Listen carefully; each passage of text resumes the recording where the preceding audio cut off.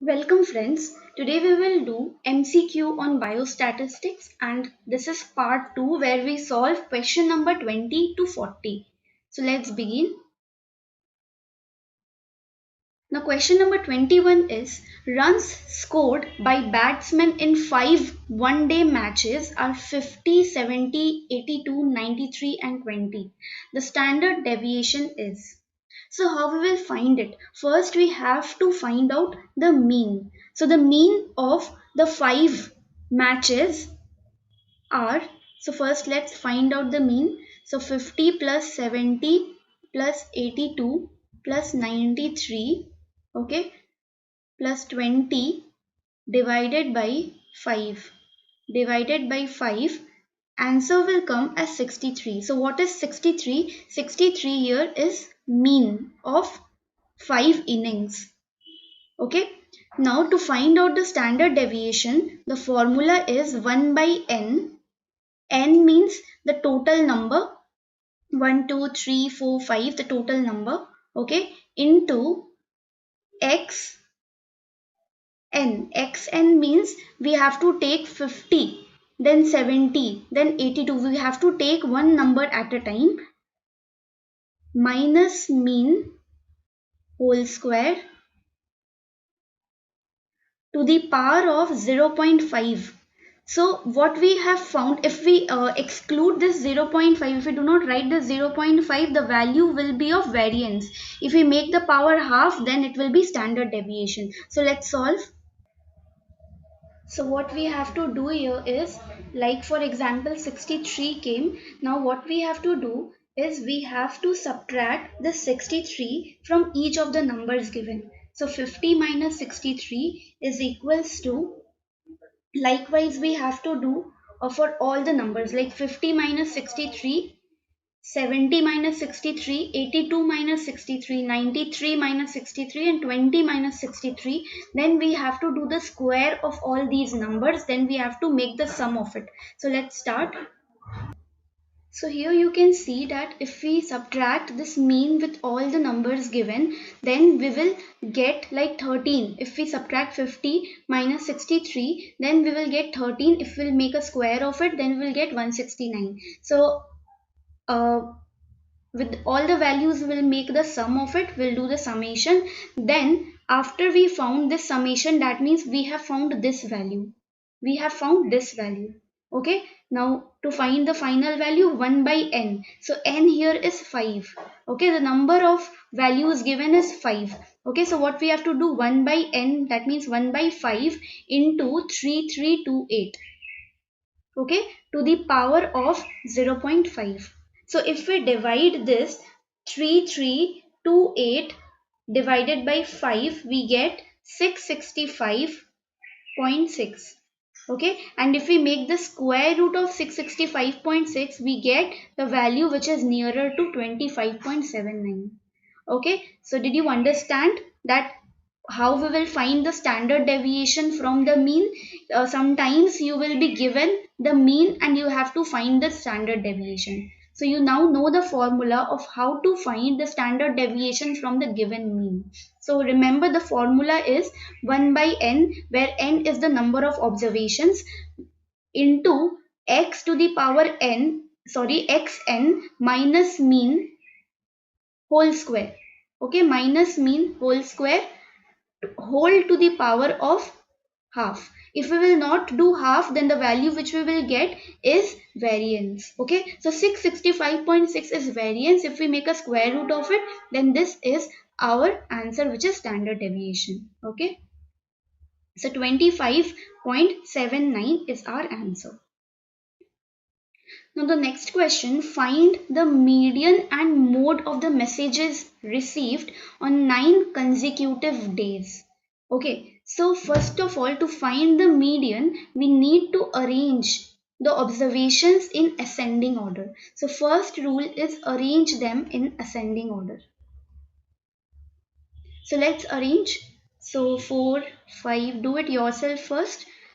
Please pause the video, do it yourself and then play the video, so that to check that whether you are going on the right track or not.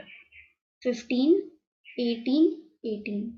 So how many number of terms are there? 1, 2, 3, 4, 5, 6, 7, 8, 9. So remember, to find the median, we have to find out whether the number of terms given is odd or even. Okay, here the number of terms are odd, which is 9. So to find the median of odd terms, what we have to do? N plus 1 by 2. Okay, n plus 1 by 2th term is our median in this case. So how many number of n is number of terms? So number of terms we find out, it's 9. Okay, so 9 plus 1 by 2, which is 10 by 2, is equals to 5. So our fifth term is the median. So 1, 2, 3, 4, 5. Fifth term is 13. So 13 is the median over here. I hope you all are understanding. If you are understanding, if this video is helping you, please hit the like button, subscribe the channel, and please share it as much as possible so that it will help as many peoples. Okay, it will help the people who require it. Now the next is mode. So mode is what? Mode is which number is most frequent, which number is occurring most frequently. Okay, so here we can see that 18 has been repeated. So what we can see here? So you can see here there will be a different set over here. There is some printing mistake over here. So the question, the numbers in the question are, say 15, 11, 9, 5, okay, 4, 30. So you can see here that this is the set of numbers. Okay, there is a printing mistake over here. Don't look at this one. Please observe this one. Okay, this is a set of number. So sorry friends, sorry for the mistake. Please correct that. The question is this one. Next question is, a coin is tossed 4 times. Okay, 4 times the coin has been tossed. The probability that tails turn up in 3 cases. So out of 4 times, tails turn up in 3 cases. So we know that the probability of head is 0.5, and probability of tail is also 0.5. Okay, because when a coin is tossed, either head will come or tail will come. So half of probability is there. Okay, like for example, if the gender is male or female, so half of probability is there. Okay, 50% probability. So 50% probability will be of head and 50% probability will be of tail. So how to find out that the probability of tail in 3 cases out of the 4 times the coin tossed? Okay, so how we will find it? So out of 4 times, the probability of tail will be 3. So we take it like this. So out of 4, the probability of tail is 3. So it will be 4C3. Now the probability of tail is 0.5. Okay. So 0.5 is the probability of tail. How many times the tail is expected? 3 times. Okay. So how to solve this? So factorial 4 by factorial 3. Okay. So into 0.5 to the power of 3. So here it will be 1 by 2, 1 by 3, 1 by 4, 1 by 6. Okay, this will be in fraction. This is in fraction. Okay, so here just take the 4 out into factorial 3 by factorial 3. Factorial 3 will be cancelled out, and 0.5 into 3 to the power of 3 will come 0.125. So 0.125 is equals to 4 into 125 by 1000. Okay, so what it will come as, which will come as 50 by 100 is equals to 1 by 2. So our correct answer will be 1 by 2. Next question is, if E denotes the expectation, the variance of a random variable x is denoted as. Now from the property of expectation. We have already done this question in part 1. From the property of expectation, we have to remember this formula that Vx is equals to Ex square minus Ex whole square. Okay, please remember this formula. Answer will be B. Next question is, a statement made about a population for testing purpose is called. So for testing purpose, if we make the statement, whether the statement is true or false, it is called a hypothesis. Okay, so what is hypothesis? Hypothesis is a statement which we make. So hypothesis is a statement which is made about the population. Okay, hypothesis is a statement which is made about the population and it is then tested and it is accepted when it is true, and it is rejected. The statement is rejected when it is false. Okay. So, a statement made about a population for a testing purpose is called hypothesis. So, if we assumed hypothesis is tested for rejection considering it to be true, so first of all we need to know what is null hypothesis. What is alternate hypothesis?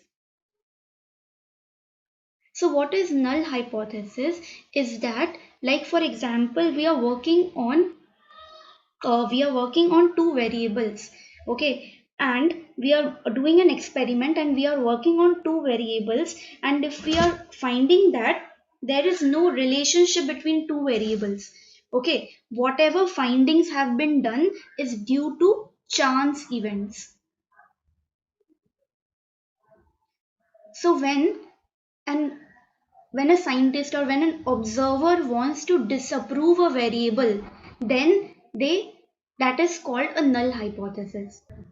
Like for example, if on the plant we apply the biofertilizer, okay, if we apply the biofertilizer to this plant and we observe that there is no change, so that means no change in growth, that means this biofertilizer is having no role on the growth of this plant. So this is the null hypothesis. Null hypothesis means scientists want to disapprove this hypothesis. Okay, this is null hypothesis. So null hypothesis means there is no difference between the observed and expected values. Okay, there is no difference between the observed and expected.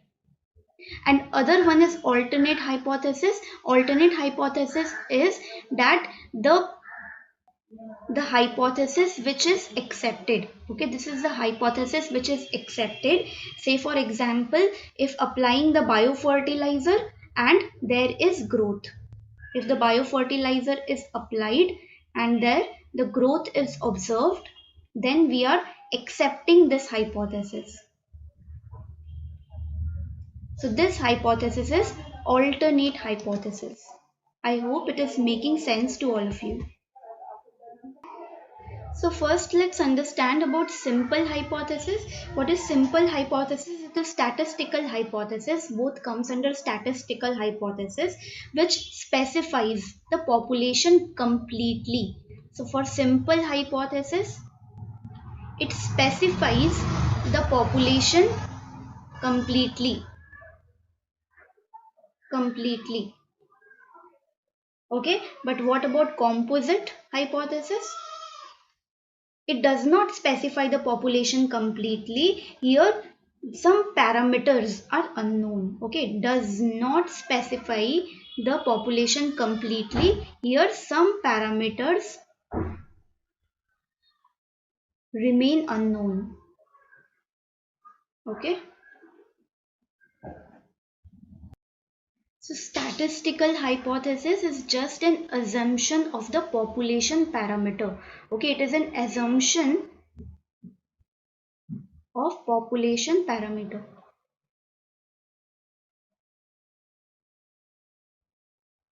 Okay, so our correct answer here is null hypothesis. So if the assumed hypothesis is tested for rejection, considering it to be true, it is null hypothesis. If that means we are rejecting the hypothesis, we are disapproving the hypothesis. Okay, this is null hypothesis. A statement whose validity is tested on the basis of a sample is called, so this is statistical hypothesis. So in the last question we studied about statistical hypothesis, that it is an assumption of population parameter. Okay, so here the population parameter is tested based on the sample. Okay, this is statistical hypothesis. Next question, now try to solve this on your own. We already discussed a hypothesis which defines the population distribution is a simple hypothesis, as we discussed in the last question, that it specifies the population values. Why? Because all parameters are known here in simple hypothesis, but not in composite hypothesis. Okay.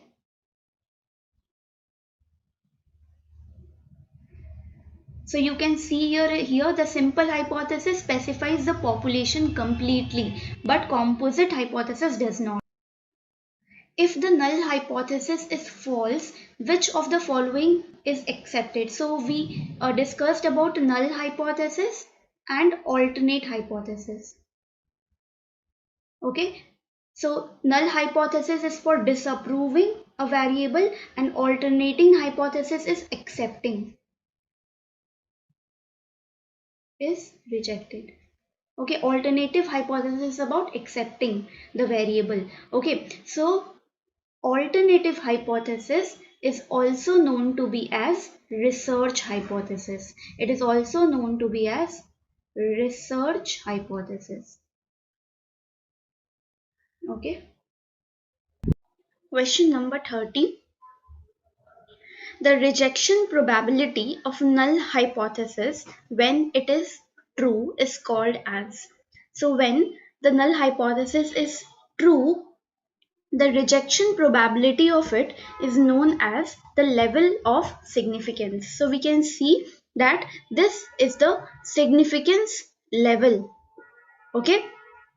So this is the rejection probability when the null hypothesis is true.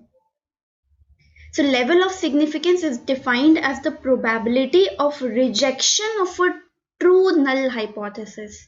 Okay. So when null hypothesis is true, so here null hypothesis is true, here it is rejected. So this is the level of significance which is defined as the probability of rejection of a true null hypothesis. Okay, below this the probability is rejected. So our answer will be level of significance is the probability where the null hypothesis is true and rejected.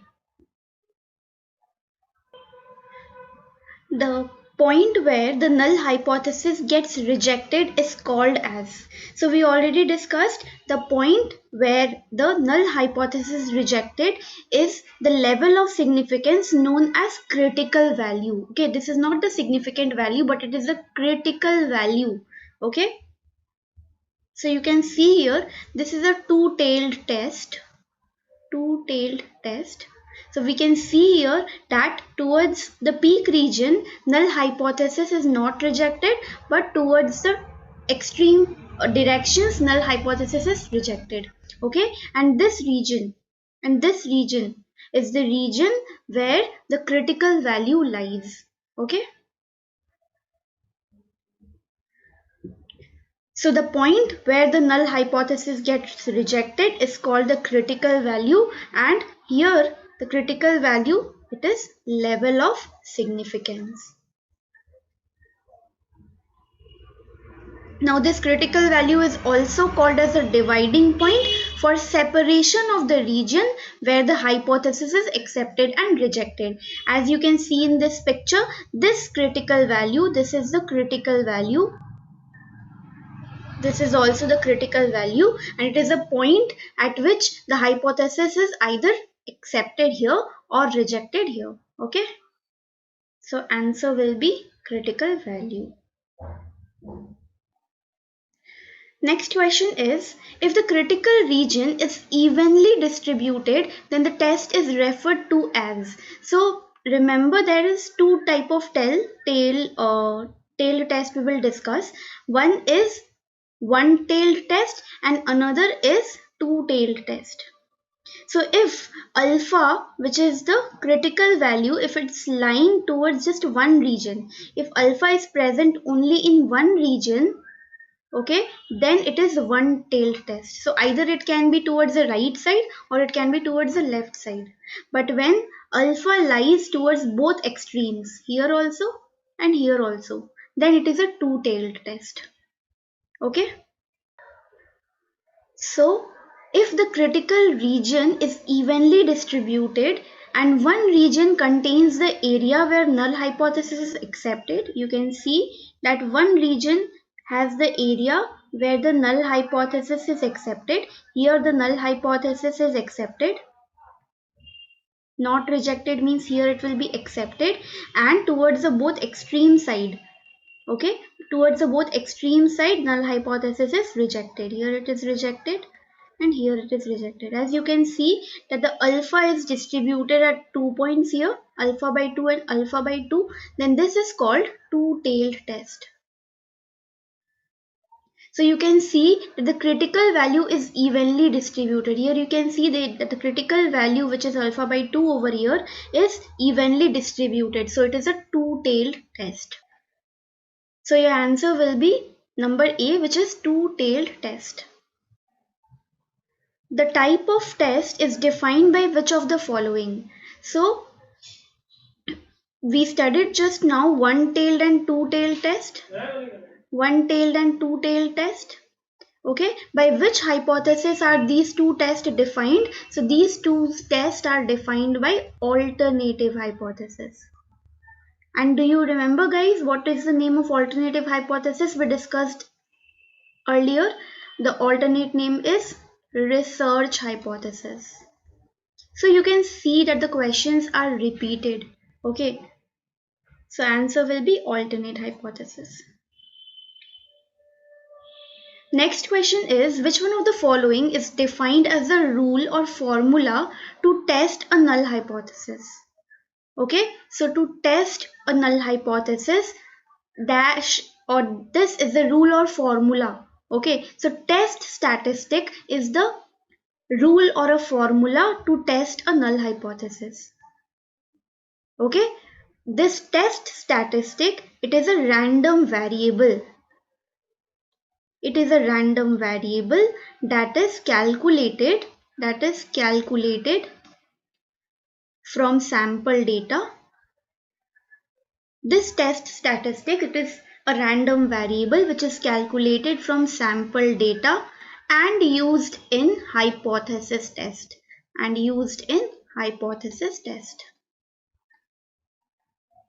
Okay, so to test the null hypothesis, there is a rule or formula which is known as test statistic. Next question is, consider a hypothesis H0, H0 where this is 5 and H1 which is greater than 5. Okay, so at H1 the value is greater than 5 and at H0 the value is equal to 5. So if this is the condition given, then which type of test it is? Okay, so if you design a graph, H0 will be here. Okay, and H1 can be either here or here. It can be here or either here if it's a one-tailed test. Okay, and one-tailed test can be left or right-handed. So where is it, left-handed or right-handed? According to the given number, the given data we can analyze. Okay, so H0 is 5. So we can say this is 5. H0 is 5. Let me draw the peak in a proper manner.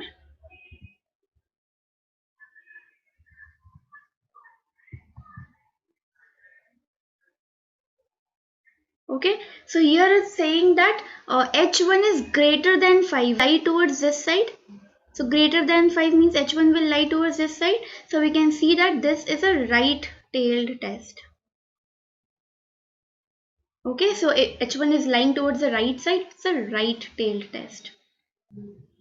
Next question, similarly, if you can solve the last question, you can do it. It's very easy. Consider a hypothesis where h0, where the value is 23. So same, again we will draw the same way. It is 23. h0 means this is t-test where the null hypothesis is accepted, and at h1 it is less than 23. So h1 is less than 23, so it will lie towards the left. Okay, so this is a left tailed test. Clear?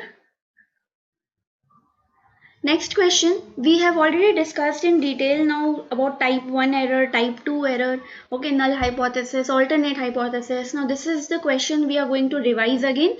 Type 1 error occurs when? So I clearly described about type 1 and type 2 error. If you watch the video again, you will be able to see it. Okay, so in testing hypothesis, type 1 error occurs when we reject H0 if it's true. Normally, what is a normal condition? That if something is wrong, we should reject it. If something is true, we should accept it.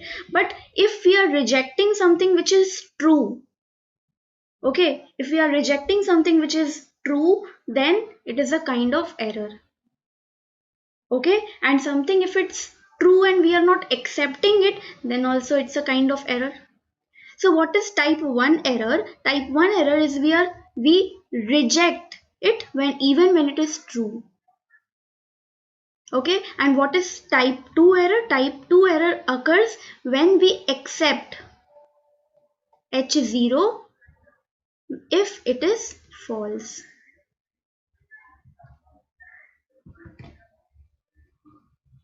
So please remember, in type 1 we reject.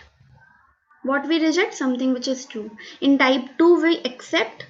Okay, first we reject, then we accept. In type 2 we accept. So what we accept? Something which is false. So type 1 error is we reject H0, H0 if it's true. Okay. Now the probability of type 1 error is referred to as. Okay, so see here in testing hypothesis T1, testing hypothesis type 1 error, what is the reason of type 1 error? Can you recall now? We reject. What we reject? Something which is true.